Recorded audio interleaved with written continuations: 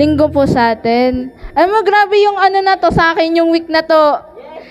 Hindi, ano kasi, ano lang, may patatao lang ako kasi, meron kasi, every, quarterly kasi meron kami, di ba, kota sa, sa work.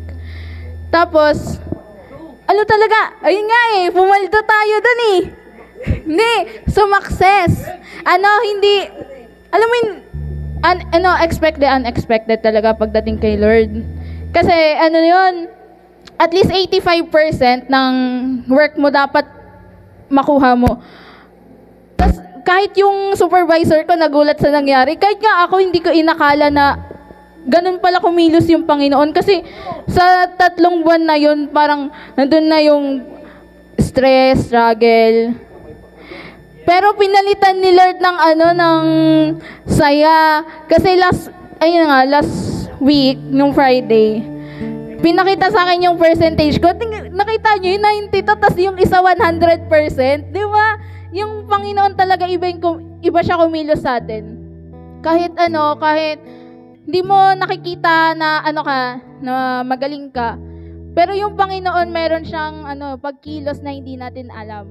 Kaya ngayong tanghali na ito,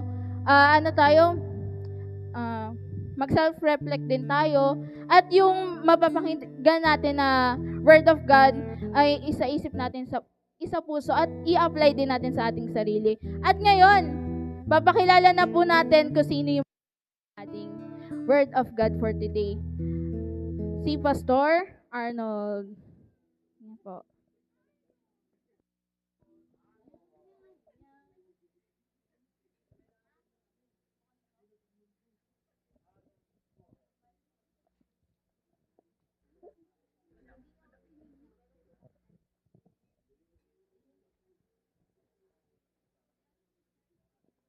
Okay, so tuloy-tuloy po tayo. Ay, low sound check. Mic test.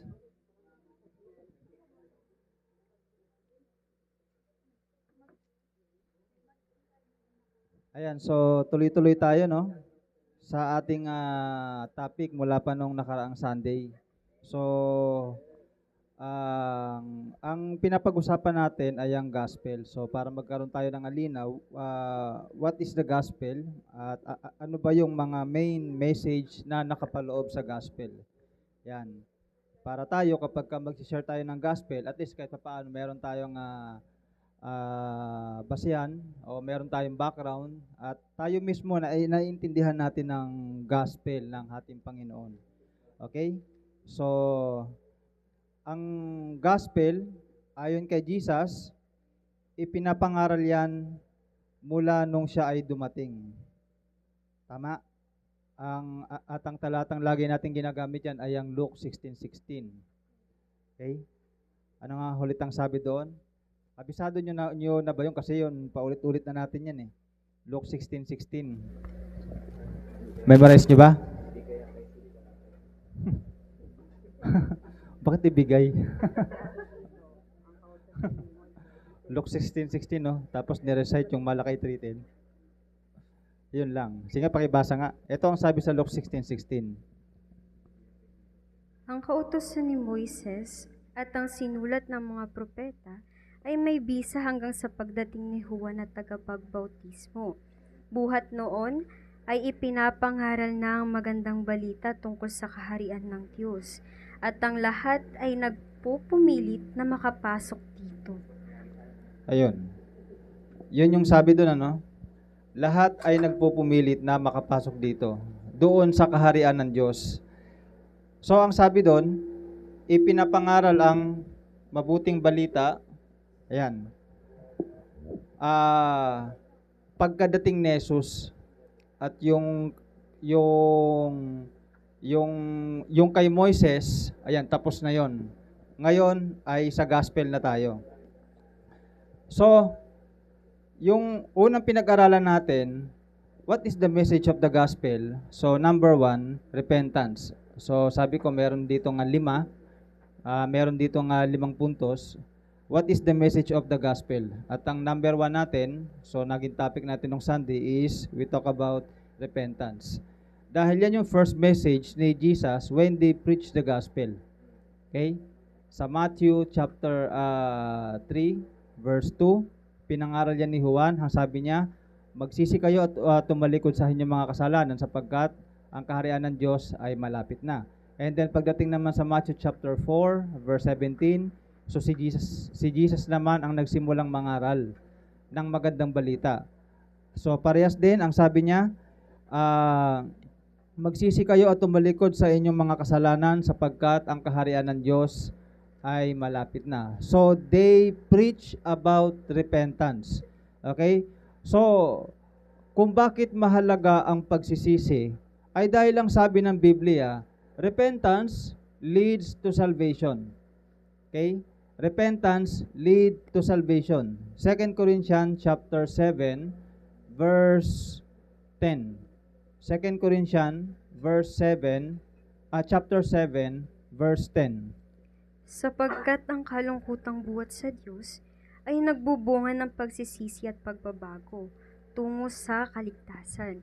Ngunit ang kalungkutang dulot ng mundo ay humahantong sa kamatayan. Ayun, ang sabi doon, ang kalungkutang galing sa Diyos ay humahantong sa pagsisisi, na humahantong naman sa kaligtasan. So, kung bakit mahalaga ang pagsisisi o ang repentance, dahil humahantong ito sa kaligtasan. Sabi ng Bible, sa 2 Corinthians 7:10, repentance leads to salvation. So, kaya napakahalaga na marinig natin ang message of the gospel dahil ang gospel ay tumutulong sa atin na tayo ay magsisi sa ating mga kasalanan. Okay? Yan nga ang sinasabi sa 1 Corinthians chapter 14 verse 24 hanggang 25. Yan, 1 Corinthians 14 verse 24 hanggang 25. Ngunit kung ang lahat ay nagsasalita ng mensahe mula sa Diyos, at dumating doon ang isang taong walang gayong kaloob o hindi sumasampalataya, malalaman niyang siya'y makasalanan, hahatulan siya ng lahat ng kanyang naririnig, at mabubunyag ang mga lihim ng kanyang puso. Kaya't luluhod siya, sasamba sa Diyos at sasabihin niyang, tunay ngang kasama ninyo ang Diyos. Ayun. So, ang sabi ng Biblia, no? So, kung hihimay-himayin natin yan, ang taong nakakarinig ng mensahe ng Diyos, anong mangyayari sa kanya? Una, malalaman niyang siya ay makasalanan. Pangalawa, hinahatulan siya ng kanyang mga naririnig. Okay? Kumbaga, dahil nakaka-realize siya, nare-realize niya yung mensahe ng Panginoon. At ang pangatlong nangyayari sa kanya, nabubunyag ang lihim ng kanyang puso. So, na-expose yung intention of the heart. Okay? At nagre-resulta ito ng repentance. Okay? Kung magpapakumbaba ang isang taong nakakarinig ng salita ng Diyos, magbubunga ito ng repentance na nagli-lead naman sa salvation. At yan naman yung magbubukas sa ating pangalawang puntos. The message of the gospel, number 1 is repentance. Number 2, salvation. Number 2 is salvation. Okay? So, ang sentro ng mensahe ng salvation, okay? The very heart of salvation message is what the Lord has done. Okay? Ulitin ko, the very heart of salvation message is what the Lord has done. Kung ano ang ginawa ng Diyos, yun yung core message of salvation. When we talk about salvation, we are talking about what Christ has done for us. Let us read 1 Corinthians chapter 1, yung last two verse doon. Yung last two verse. Pakibasa yan. 1 Corinthians chapter 1, yung last two verses. Sa Kanya nagmula ang buhay na taglay ninyo dahil sa pakikipag-isa ninyo kay Kristo Jesus na siyang ginawang karunungan natin. Sa pamamagitan din niya, tayo itunuring na matuwid, ginawang banal at iniligtas ng Diyos. Kaya nga, tulad ng nasusulat, ang sino mang nais magmalaki, ang ginawa ng Panginoon ang kanyang ipagmalaki. Ayun. Kung magmamalaki daw tayo, ang ginawa ng Panginoon ang ating ipagmalaki. Okay? Ano ba ang ginawa ng Diyos? Ang ginawa niya ay siya ay dumating, siya ay namatay, siya ay inilibing, at siya ay muling nabuhay. So that very action, nag-result yan sa opportunity sa sangkatauhan na maligtas. Yung kanyang pagkamatay, yung kanyang paglilibing, at yung kanyang muling pagkabuhay. Okay? So, bumaba ang Panginoon para tayo ay masave. Di ba? So, sabi ng Bible sa Ephesians chapter 2, verse 8. Ephesians chapter 2, verse 8. Sapagkat dahil sa kagandahang loob ng Diyos, kayo ay naligtas sa pamamagitan ng pananampalataya. At ito'y kaloob ng Diyos at hindi mula sa inyong sarili. Ayun. Ito ay kaloob ng Diyos, yung salvation, at hindi ito dahil sa ating mga ginagawa. So, we can do a lot of sacrifices, pero hindi pa rin natin ma-earn yung salvation because of our work. Okay? So, ang salvation ay hindi in-earn. Ang salvation ay free gift of God. Libreng kaloob ng Diyos. Sabi ng Roma chapter 6 verse 23. Okay, tingnan natin yung Roma 6:23.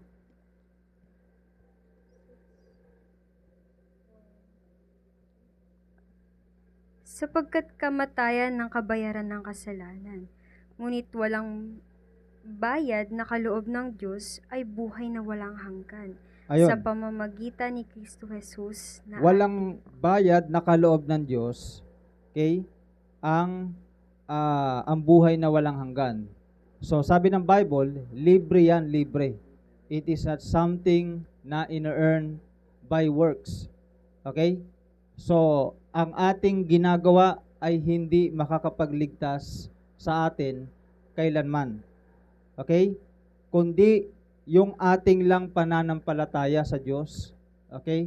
So, papaano tayo maliligtas kung hindi ito batay sa ating mga ginagawa? At ano bang ibig sabihin na gawa na hindi natin ikaliligtas?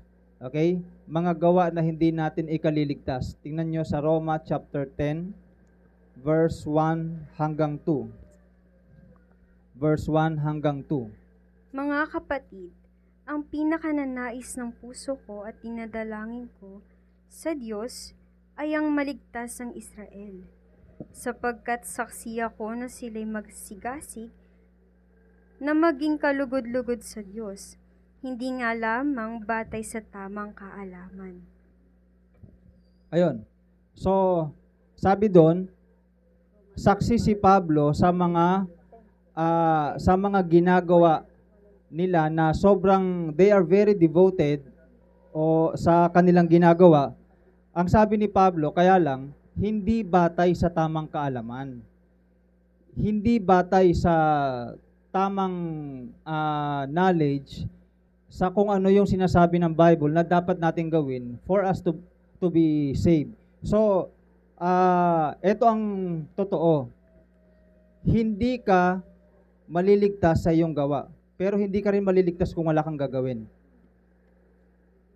Kaka-confuse ba? Hindi ka maliligtas sa iyong ginagawa, pero hindi ka rin maliligtas kung wala kang gagawin. So, kaya ang ganitong mensahe na pinagtatalunan ng mga maraming relihiyon. Okay?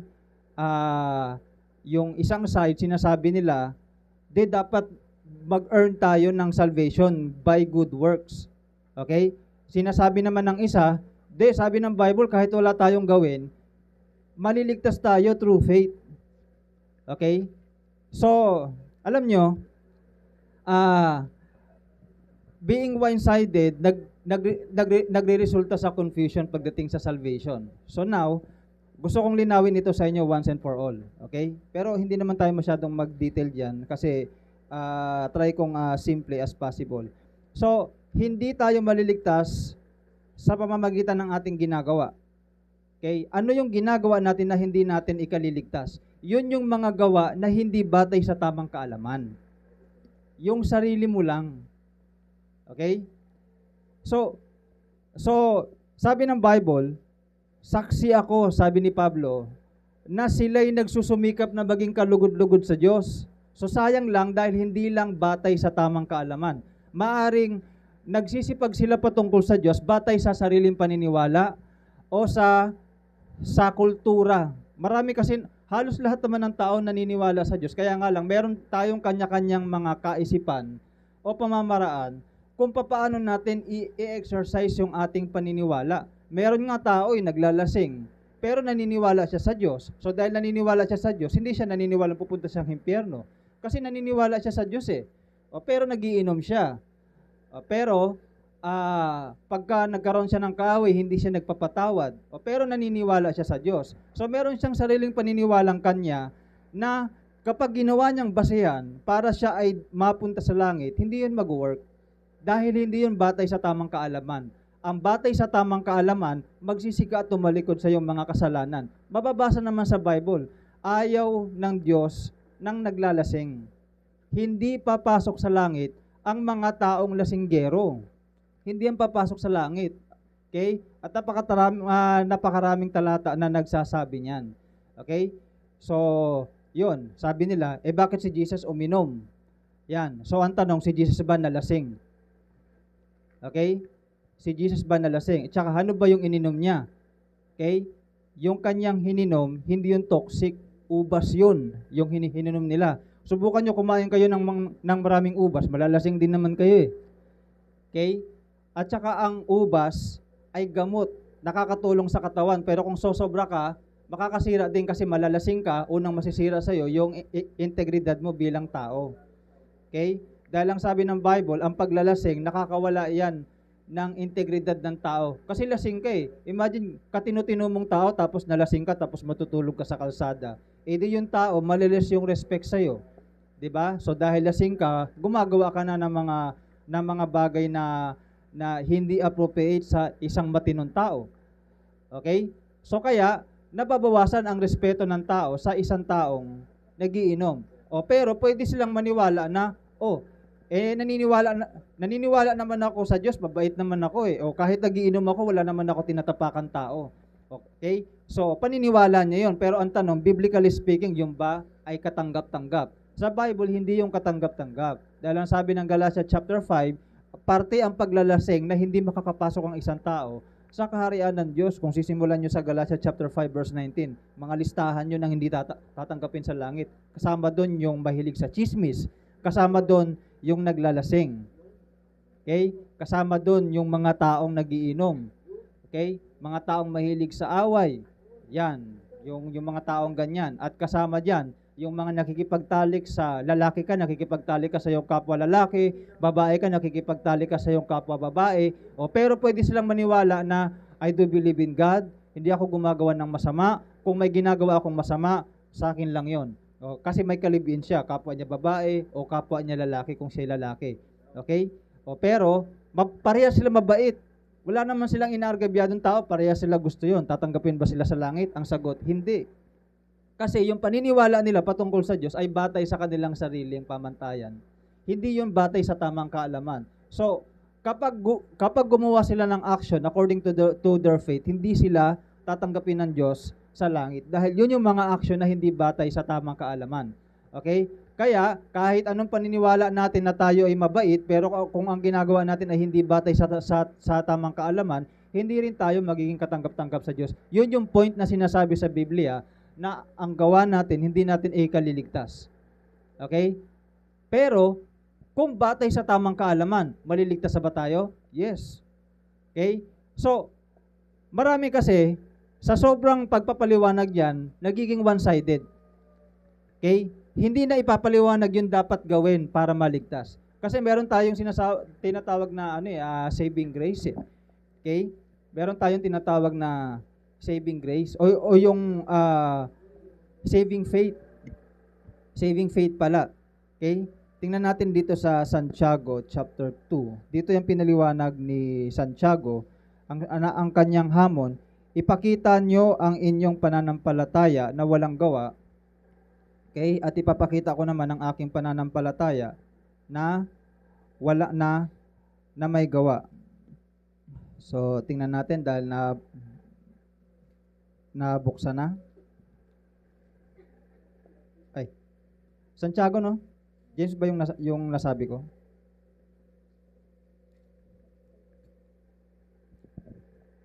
Ayan. So, tingnan natin dito sa 14. Santiago chapter 2 verse 14. Mga kapatid, ano ang pakinabang kung sabihin ng isang tao na siya'y may pananampalataya, ngunit hindi naman niya ito pinapatunayan sa gawa? Maililigtas ba siya ng ganoong uri ng pananampalataya? Ayun. Maililigtas ka ba ng pananampalatayang ganon na walang kalakip na gawa? Okay? So, it is a challenge question. Okay? So, obviously, ang sagot ay hindi. Okay? Dahil, sabi ni Santiago, sa 18, may nagsasabi, may pananampalataya ka at may gawa naman ako. Ipakita mo sa akin kung paanong maaring magkaroon ng pananampalataya ng walang gawa at ipapakita ko naman sa iyo ang aking pananampalataya sa pamamagitan ng gawa. Tingnan niyo sa verse 19. Sumasampalataya ka na ang Diyos sa iisa, hindi ba? Mabuti yan. Ang mga demonyo man ay sumasampalataya rin at nanginginig pa. Kung usapang pananampalataya, mas konkreto ang pananampalataya ng mga demonyo. Dahil unang-una, kaya nilang makita ang Diyos. So wala silang struggle na maniwala sa mga bagay na hindi nakikita. Kasi tayo, nananampalataya tayo sa something na hindi natin nakikita. But alam natin, totoo yun, nag-i-exist yun. Hindi natin nakita ang Diyos, but we believe in God. Diba? Magpapakahirap pa tayo dito pagka hinit-init, tapos sasambahin natin si Jesus, tapos hindi naman pala siya totoo. Diba? So, kaya natin to ginagawa dahil naniniwala tayo ang Diyos ay totoo. Si Jesus ay totoo, siya ay muling nabuhay. Okay? Pero may mga tao na na-struggle sila sa ganung klaseng paniniwala dahil ang kanilang stand, magpakita ka nga ng ebidensya na si Kristo ay muling nabuhay. So, may napanood pa nga ako na nakikipag-debate siya sa isang Kristiyano. Sabi niya, sige, maniniwala ako sa iyo sa sinasabi mo na si Kristo ay muling nabuhay kung magpapakita ka sa akin ng certificate or any medical certificate just to prove na si Christ ay muling nabuhay. Okay? So doon napahiya lang siya dahil back in 2,000 years ago, wala naman nag-i-issue certificate nun. Ang tao, binabaon lang. 2,000 years ago, hindi pa uso mga certificate yung kaya napaka-foolish ang humingi ng ganong klaseng ebidensya. Ang ebidensya nung time na yon hindi papel. Ang ebidensya nung time na yun, alam niyo kung ano? Eyewitness. Eyewitness. Kaya usong-uso yung kasabihan dati na kino-quote din ng Bible, 2 or 3 witness, totoo yun. It will stand for the truth. It will stand for the truth. Kung may 2 hanggang 3 taong magsasabi na, totoo yan, kasi nakita ko. Sapat na yon, maniniwala na yung mga hurado. Papel, hindi pa uso yun. Ngayon na lang naman na uso yan, panahon natin eh. Okay? Kaya nasabihan niya yung babaeng humihingi ng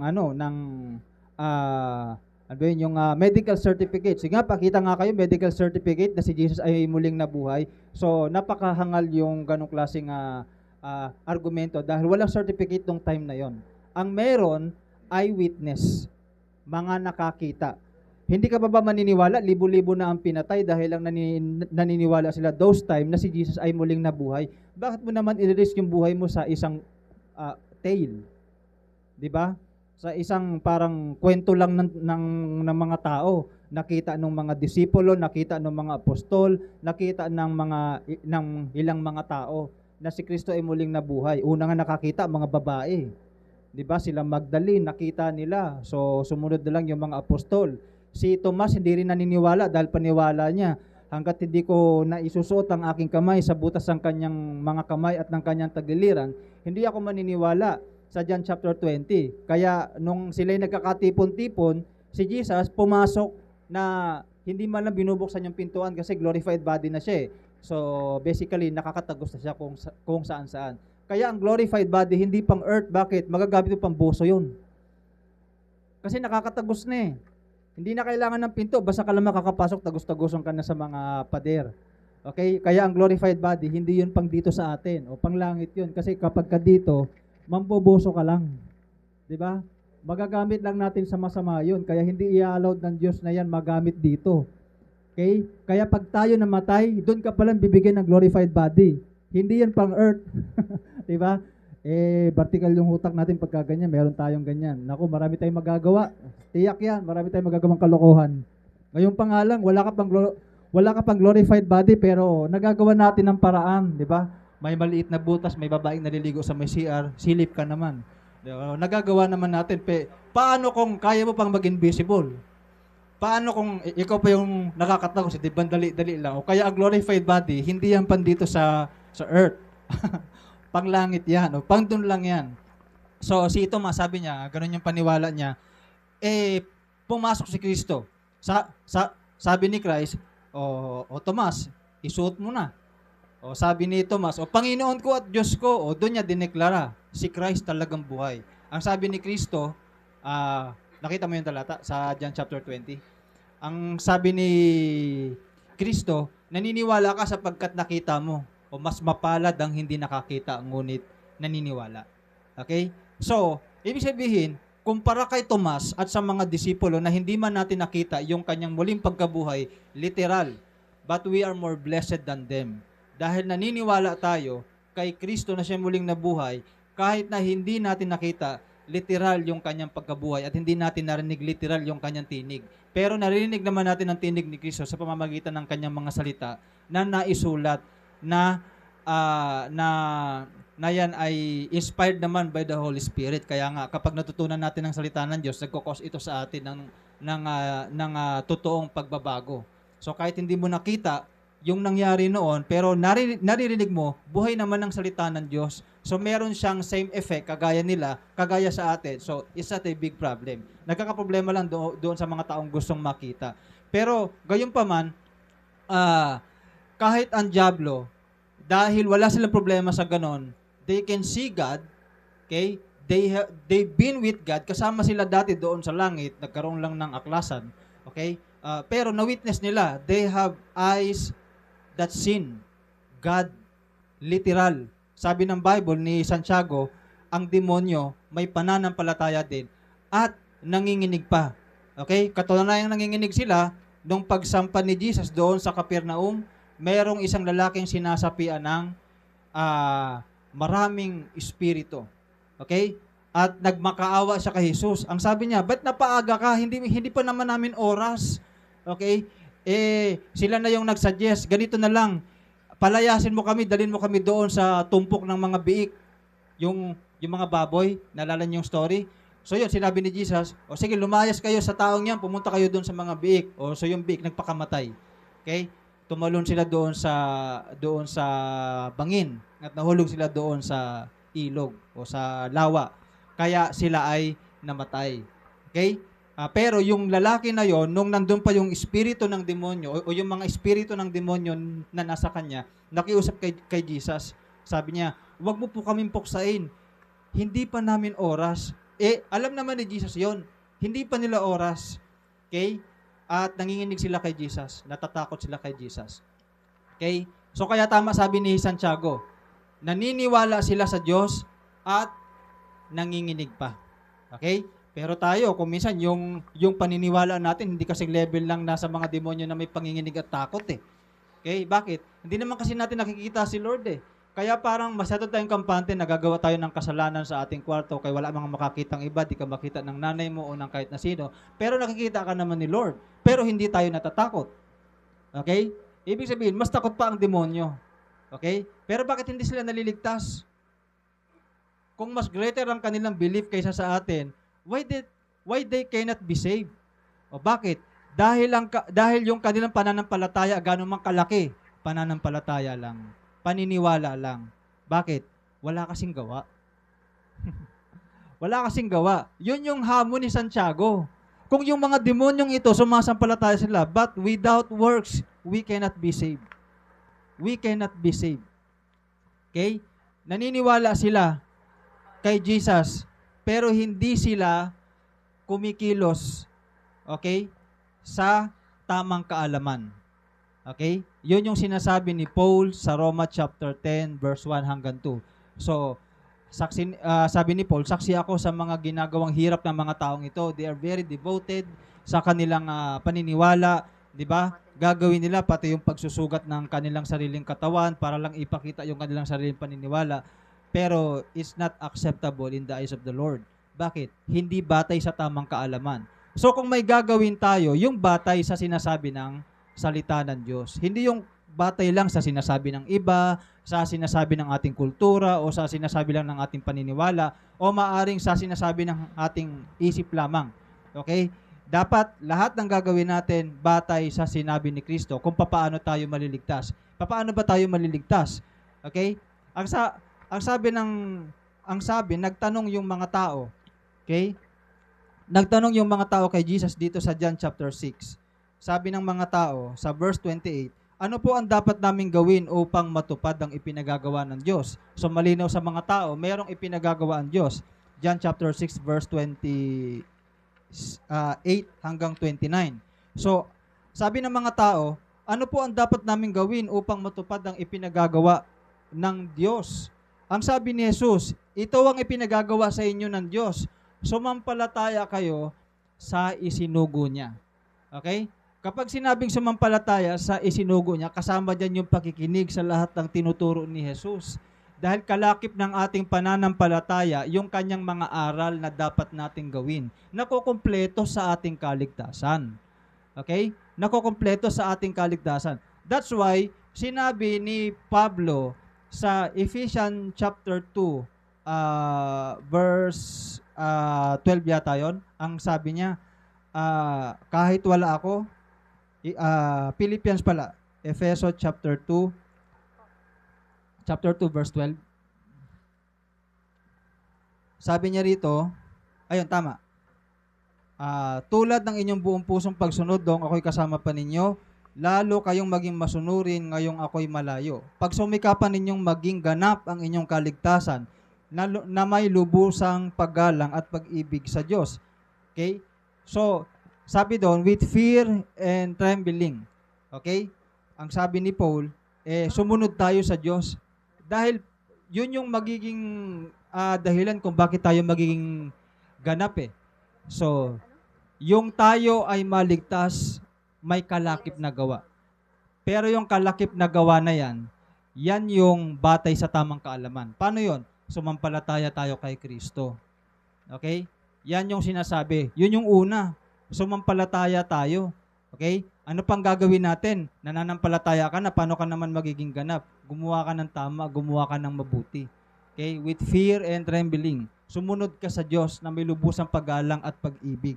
Okay? Meaning, kung ano yung sinabi ni Christ, kung ano ang dapat natin gawin, kagaya ng magpatawad tayo, magparaya tayo, huwag tayong mananamantala ng ating kapwa-tao, lahat ng mga bagay na maaring matutunan natin sa kanyang mga salita, sundin natin. Okay? Sundin natin. Kung gusto natin maging ganap, yun yung paraan ng pagkikip ng ating pananampalataya. Okay? Kinikip natin yung ating pananampalataya sa pamamagitan ng pag-a-apply ng ating mga natututunan. Amen? So, sa ganung paraan, yung kaligtasan, hindi mo na iwawalang bahala kasi libre nang ang binigay ng Diyos yan sa atin eh. Ibig sabihin ng libre, hindi tayo ang gumawa, siya ang gumawa. Amen? Siya ang gumawa para sa atin. Okay? Kaya nga lang, mayroong demand yon. Anong demand? Gumawa ka ng mabuti. Okay? Magbago tayo. Tigilan na natin yung mga ginagawa natin na mga halam natin na hindi magaganda, ayaw ng Diyos. Alam mo sa iyong sarili, kasalanan yan. So, magsimula ka ng disiplinahin ang sarili mo para makasunod ka sa Diyos ng maayos. Ang sabi nga ng Bible, kapag tayo ay susunod sa Diyos, sa Hebrew 11, Hebrew 12 pala. Hebrew 12 verse 1. Hebrew 12 verse 1. Okay? Alisin natin yung ating mga bagahe. alisin natin yung mga nagpapabigat sa atin. Hebrew 12, verse 1. Kaya nga, dahil napapaligiran tayo ng napakaraming saksi, tanggalin natin ang anumang balakid at mga kasalanang kumakapit sa atin. Buong tiyaga tayong tumakbo sa takbuhin nasa ating harapan. Ayun. Ang sabi ng Bible, alisin na natin ang balakid at mga kasalanan na nagpapahirap sa atin. Mga istorbo yan kasi sa ating takbuhin, sa ating pagsunod sa Panginoon. Di ba ang sabi ng Bible, pumasok tayo sa makipot na pintuan. Sapagkat ang makipot na pintuan ay papunta sa buhay na walang hanggan. Ang sabi ng Biblia. So kung papasok ka doon dahil makipot yon, dapat wala kang dalang anumang bagahe. Okay? Wala kang anumang mga dalang mga nagpapabigat, wala kang dalang anuman na nakakaistorbo sa iyong paglalakbay patungo sa buhay na walang hanggan. Kasi sa ngayon nun, naglalakbay tayo kagaya ng mga Israel. Naglakbay sila mula Egypt papuntang Kanaan. Tama? Pero lahat ba sila nakapuntang Kanaan? Hindi. 'Di ba? May mga namatay doon. Ibig sabihin, hindi lahat ng umalis sa Egypt, hindi lahat ng nakasaksi ng mga miracles na yon naligtas. Okay? Hindi lahat sila. Amen? So yan ay lesson sa atin. Lesson yan na iniwan ng Diyos para sa atin. Pakinggan nyo dito sa 1 Corinthians chapter 10, verse 1. 1 Corinthians chapter 10, verse 1 hanggang 5.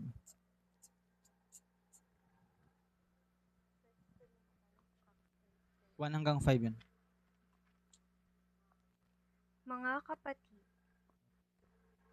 nais kong malaman ninyo ang nangyari sa ating mga ninuno noong unang panahon.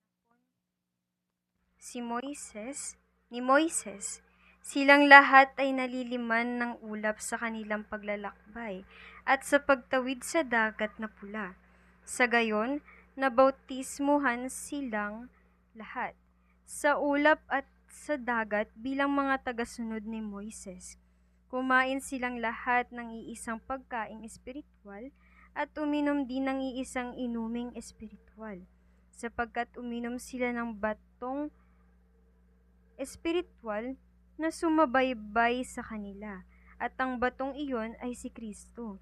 Gayunman, hindi kinulugdan ng Diyos ang marami sa kanila, kaya't nagkalat ang kanilang mga bangkay sa ilang. Ayun. So, kung itutuloy naman natin sa verse 6, ang lahat ng mga nangyaring iyon ay babala sa atin upang wag tayong mag-angad ng masamang bagay, gaya ng ginawa nila. Imagine, naligtas ka na, inalis ka na ng Diyos sa Egypt na nagre-represent ng mundo, sa gawain ng mundo, binigyan niya na tayo ng katagumpayan. Kaso, naghahangad pa rin tayo ng mga masasamang bagay. Yan ang problema sa atin ngayon. Yung paghahangad natin ng mga masasamang bagay, tandaan po natin, yung paghahangad natin ng mga masasamang bagay, pwede nating ikabagsak sa ating journey. Hindi tayo kalulugdan ng Diyos at baka matulad tayo sa mga taong ito na hindi sila nakapasok doon sa kapahingahan ng Diyos dahil naghangad sila ng masamang bagay. Kaya hindi sila nakapasok sa lupang pangako. At babala din yan. If you read the Bible, kung may time kayo, basahin nyo yung Hebrew chapter 4. Hebrew chapter 4. Ayan. Tama. Hebrew chapter 4. Dahil doon, tinutukoy doon yung kapahingahang pinangako ng Diyos para sa atin. So kagaya ng mga Israelita, o noong panahon nila Moises, hindi sila nakinabang sa salita ng Diyos sa kanilang napakinggan dahil hindi nila yung tinanggap ng may pananampalataya. Okay? Kundi nagrebelde sila, pinasakit nila yung hulo ni Moises at gusto nilang bumalik sa Egypt. Okay? So, minsan sa atin, nagiging ganun tayo, niligtas ka na ng Diyos pero gusto mong bumalik sa mundo. Bakit? Bakit gusto mo ulit tikman yung gawain ng mundo? Galing na tayo dun. Diba? Sabi ng mga Israel, namimiss namin sa Egypt. Kasi buti doon, nakakakain kami ng karne. nakakain kami ng kamatis, nakakain kami ng yung mga pagkain kasi pagdating sa ilang, ang pagkain nila mana, 'di ba? Yung sumasabay sa moisture every morning na parang buto ng kulantro ang sabi ng Biblia. So napakaliit to nun, halos kasing laki ng buto ng mustasa 'yon. So kailangan nilang hipunin yung mga talagang parang tuldok laang 'yun eh. Okay? Tapos iniipon nila 'yon at yun yung parang nagsisilbing harina nila. Okay? Nagsisilbing parang harina 'yon. Tapos doon na sila gumagawa ng tinapay. For 40 years, nagsawa sila sa ganon. 'Di ba? Pagkaing spiritual, pinagsawaan. Okay? Pagkaing spiritual, pinagsawaan. Okay? Sana wag dumating sa atin to. Yung nagsasawa ka na sa gawain ng Panginoon. Nagsasawa ka na sa Biblia, nagsasawa ka na sa prayer, nagsasawa ka na sa church, nagsasawa ka na sa mga spiritual na bagay. So sign yan na merong hindi tama sa ating spiritual na buhay. Maaaring meron tayong nakatagong kasalanan o meron tayong mga paghahangad ng mga bagay na hindi maganda. Okay? O baka natutukso na tayo sa mundong ito. Gusto nating matikman ulit yung pagnanasa o yung mga gawain ng sanlibutan kagaya ng nasa ng laman, nasa ng mata, at yung yung kapalaluan sa buhay. 1 John chapter 2 verse 15, di ba? So baka bumabalik yung pagnanasa natin doon. Remember, hindi sila nakapasok sa lupang pangako ng Diyos dahil naghahangad sila ng mga bagay na hindi masama. Hindi sila kontento. Amen? Kaya mahirap sa atin ng mga Kristiyano na naiengganyo pa rin tayo until now sa way of life ng mundong ito. Amen? Delikado sa atin yan.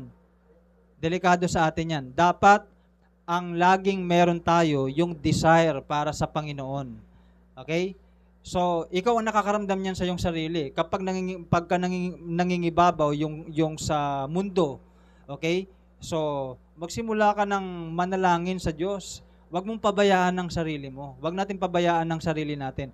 Huwag niyong hayaan na parang natatalo tayo ng damdaming pangmakamundo. Amen? Dapat ma-overcome natin yung mga damdaming iyan through a life of prayer. Dapat maging mapanalanginin tayo.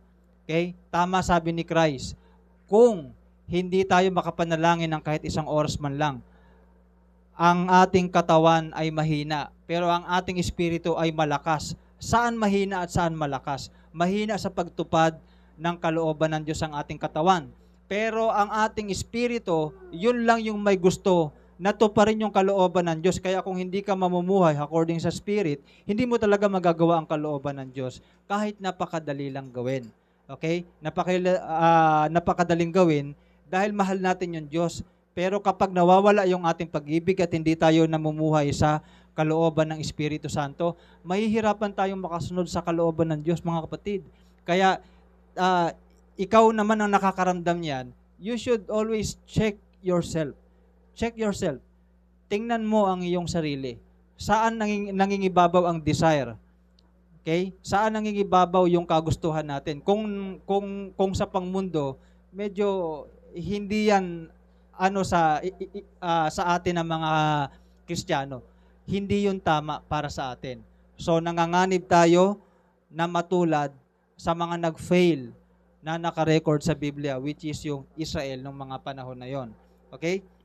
So kaya we must work out, okay, yung ating salvation na maging ganap sa pamamagitan ng paggawa ng mga bagay na inline sa pinagagawa talaga ng Diyos sa atin. Ano ba pinagagawa ng Diyos sa atin? Sumampalataya tayo kay Christ. Lumayo tayo sa masama, gawin natin ng mabuti. Makitungo tayo ng maayos sa lahat ng tao, mamuhay tayo ng may kapayapaan, huwag tayo makikipag-away. Kahit ayaw mo sa tao, tanggapin mo siya. Okay? Meron din naman may taong ayaw sa'yo eh. Pero tinatanggap ka. Palagay nyo ba kahit sa harap na lang ng Diyos meron bang nasa atin na para tanggapin tayo ng Diyos? Di ba wala naman? Ramdam mo yan sa iyong sarili. So bakit ka magtatangi din ng kapwa? So wag tayo magtangi ng kapwa. Abay, kahit ano pang hugali nila, mahal ng Diyos yan. Mahalin mo rin yan. Mahal ng Diyos yan Kahit makasalanan pa yan, kahit yan pa yung source ng sakit ng ulo mo, mahal pa rin ng Diyos yan. Tanggapin mo yan. Tanggap nga tayo ni Lord Ilang libong tao o ilang tao yung yung meron sa mundo, milyon-milyon na, di ba? Bilyon na nga eh. Pero lahat yan, namatay si Christ para dyan. Walang isang tao sa mundo na hindi mahal ng Diyos. Tandaan yan. Lahat ng tao sa mundo, gaano man sila kasama, kay mahal nila si Lord o hindi, mahal sila ng Lord anyway. So sabi ng Bible, magkaroon tayo ng ganong klaseng pag-ibig. So my point is, may dapat tayong gawin. Dahil ang sabi ni Christ, makikilala ninyo ang puno sa kanyang bunga. Sa kanyang, makikilala natin ang mga propeta sa pamamagitan ng kanilang mga gawa. Tayo ma-identify ka through your works. Okay? Gaano ka katyaga sa paggawa ng mabuti? Gaano mo kayang pakisamahan yung mga tao? Especially tayo, mga magkakapatid tayo sa pananampalataya. Hanggang kailan tayo kaya nating tiisin yung mga pangit nating pag-uugali? Hanggang kailan nyo kayang tiisin? Kasi kung hindi natin kayang tiisin yung mga pangit nating pag-uugali, natural, talagang magkakanya-kanya tayo. Pero bakit tayo narito, bakit tayo nagkakasama? Bakit tayo nagbaband together? Alam nyo kung bakit? Bakit tayo nagbaband together? Sabi ng Colossus chapter 3, verse 14. Tama ba yan? 3:14. Pakibasa nga. Colossus 3:14. At higit sa lahat, taglayin ninyo ang pagmamahalan na siyang nagbubuklod sa lahat sa ganap na pagkakaisa. Ayun. Alam nyo, kahit iba-iba tayo, pwede pa rin tayong mag-unite. Hindi solusyon yung pare-parehas tayo ng ugali. Kahit ayaw mo sa kanya, pero pwede pa rin tayo magkaisa. Okay? Tandaan nyo, hindi nyo ugali yung ugali ko at hindi nyo rin ugali yung ugali ko. So, hindi ko i-demand na gayahin ninyo yung ugali ko dahil maraming pangit sa akin. Okay? Nakukuha nyo? Wag ako ang gayahin nyo. Gayahin nyo si Christ. Doon na kayo kumonek kay Christ. Tayo, para makatulong tayo sa iba, tularan natin si Christ para yung iba, tularan nila tayo kasi tinutularan natin si Christ. Ngayon, kung may tutularan kayo sa akin, tularan nyo lang yung alam nyo yung pagtulad ko kay Kristo. Pero yung hindi kay Christ, wag nyong gayahin yun. Kung may makita man kayo, di ba? Kasi para safe kayo tumulad sa isang tao, tingnan nyo lang kasi yung karakter ni Christ. Si Kristo ang ating reference. Okay? Si Kristo ang ating reference. Marami tayong mga baluktot na pag-uugali, but we can still be one. Why? Because of love. Pag-ibig lang yan, solution yan. Okay? Sabi nila, alam mo, compatible tayo. Bakit? Kasi magkasing ugali tayo. Naku, marami naghiwalay na compatible. Marami naghiwalay na compatible. Tandaan niyo yan. Hindi solusyon yan. Kahit magkaiba, kahit yung isa galing sa, yung isa taga Bicol, yung isa Bicol, yung isa Bisaya, sabi kasi nila, yung mga waray matatapang. Yung mga taga Bicol, parang wala sa lugar yung mga tapang. Nagsama, nanay ko Bisaya, tatay ko Bicolano. So, nagtagal naman sila. Hanggang ngayon magkasama sila. So, hindi solusyon yung magkaisa o yung parang parehas. Meron talagang, may nagbaband. Yung band, pandikit yun Pandikit. Ano yung nagdidikit sa atin? Yung love. Yung love natin. Kasi mahal mo si Lord So, kaya to hanggang mamatay, pambira. Learn to accept. Learn to accept. Hindi kailanman solusyon yung magbago ang sitwasyon para maging okay tayo. Alam nyo, natutunan ko na rin yan in a hard way. Dahil gusto ko maging okay, I try to control the situation. Pero, ka-stress lang. Maigi niyan, tanggapin mo na lang. At kung may hindi ka gusto, pagpasa Diyos mo na lang. Di ba? Kung may hindi tayo gusto. Ako, marami akong hindi gusto sa aking pamilya. Kung papairalin ko yun, awayin ko talaga yung mga kapatid ko. Mag-away-away talaga kami. Marami akong hindi gusto sa kanila pero, alam ko rin, meron din silang hindi gusto sa akin. Di ba? May ayaw ako sa parent ko. Pero, kung ipapagdiinan ko pa yun, ano na lang mangyari sa amin? Bakit talaga maging broken family na to? Di ba? Hindi solusyon yung kontrolin. Maigi pa nga, pagkatiwala natin sa Diyos, tayo magbago. Unahin natin sarili natin. Lord, baguhin mo ako, tulungan mo ako na matanggap ko sila. tulungan mo ako na mahalin ko sila. Okay? Kasi pag yun nagawa mo, ang laking advantage kahit ilagay ka sa Marawi siguro o sa Mindanao.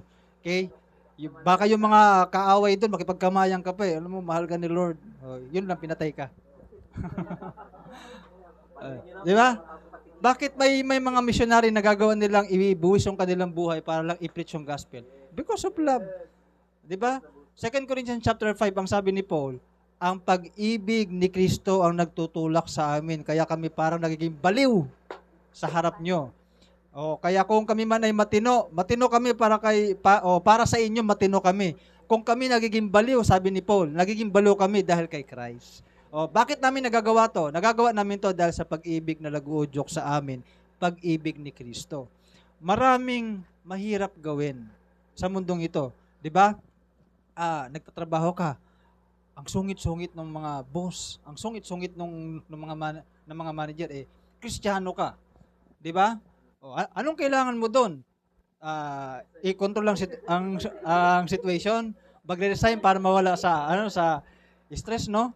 O kaya naman, ito ginagawa ng iba. Ito ginagawa ng iba. O magpipetition o kaya sila ay magkakaisa para siraan yung isang tao. O para mawala sa kanyang trabaho. O para solusyon kasi sila, pagka nawala to, titino tong ating departamento, etong ating kumpanya. O gagawin nila, kaya nagkakagulo sa mga grupo-grupo. Pero anong solusyon? Tayo magbago. Okay? So, yan ang nagagawa ng pag-ibig ni Kristo. Total, mga taong ligtas na tayo eh. Tayo ay mga taong niredeem na ni Christ. Okay? Tinanggap natin si Christ. So, gumawa tayo ng mga bagay na sakop ng sinasabi ng ating Panginoong Hesus. Kasi Panginoon na natin siya eh. We are saved.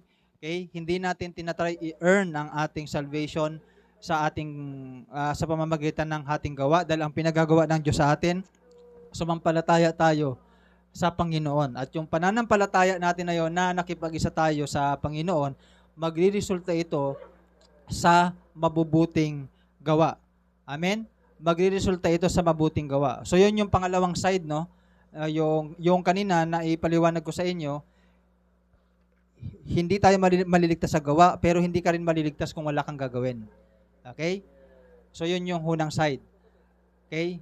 Yung pangalawang side, hindi natin in-earn ang ating salvation through works, pero once you are saved, magre-resulta ito ng good works.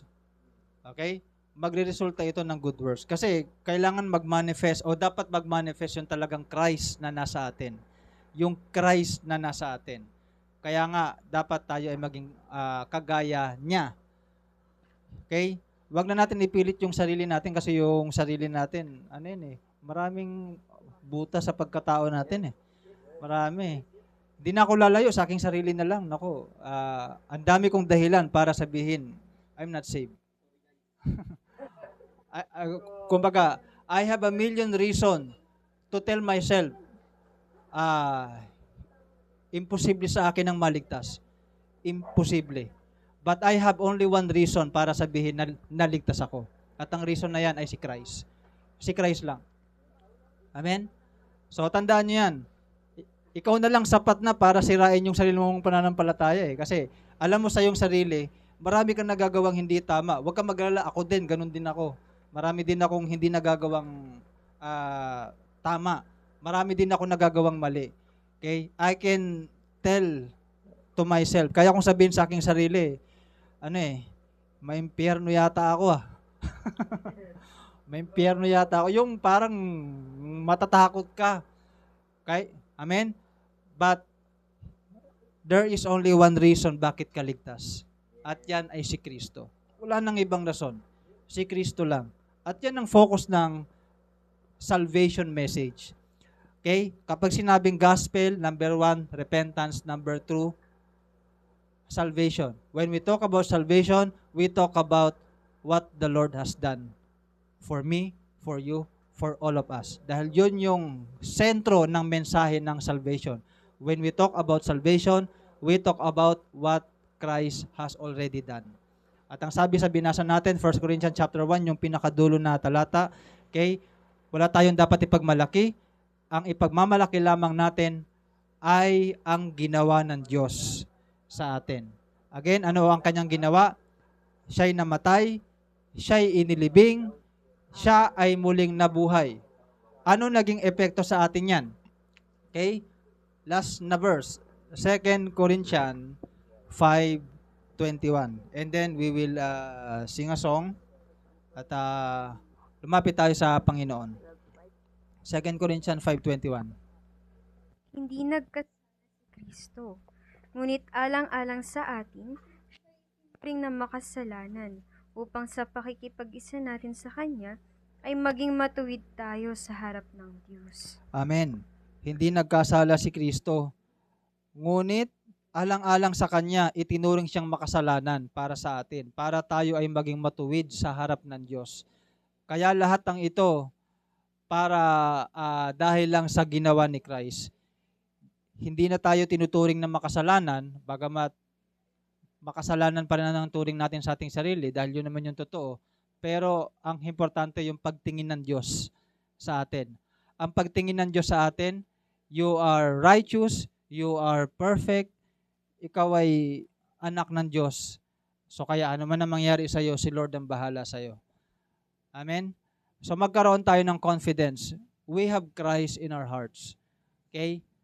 Ang panira lang naman ng confidence natin kapag tinakwil mo na si Kristo. Kapag once na nireject mo na si Christ, nireject mo na lahat. Okay? Nireject mo na si Christ. So, okay? So, sige. Yan ang mensahe ng Panginoon sa atin. Let us all stand up.